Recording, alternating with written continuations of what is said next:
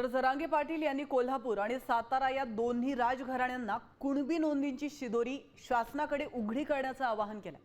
दोन्ही घराण्यांचा पूर्ण सन्मान असून गरीब मराठा समाजाच्या हितासाठी त्यांनी आपल्याकडील पूर्वजांच्या नोंदी शासनाला सुपूर्द कराव्यात अशी मागणी जरांगे पाटील यांनी केली आहे।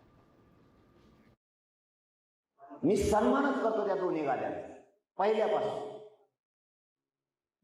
त्यांचं कोणी एखादं चुकीचं झालं तरी बोलत नाही आणि चांगलं झालं तरी पण बोलत नाही। पण अपेक्षा आहे की बोलू त्यांच्याकडे जर शिदोरी समाजाच्या भविष्याची कल्याण होण्याची तर त्यांनी सांगितलं पाहिजे ही शिदोरी घ्या, सरकारला सांगितलं पाहिजे हे लागू करा, समाजाचं कल्याण होऊ द्या, आमच्या घरात ह्या गोष्टी आहेत झालं एवढी अपेक्षा। तर आपण पाहतोय अतिशय महत्त्वाची अपडेट म्हणावी लागेल। मराठा आरक्षणासाठी झगडत असलेले जरांगे पाटील आता यांनी राजघराण्याकडे धाव घेतली। साम टीव्ही मला बघायला आवडतो कारण त्यावर दाखवल्या जाणाऱ्या बातम्या रिलेट करतात।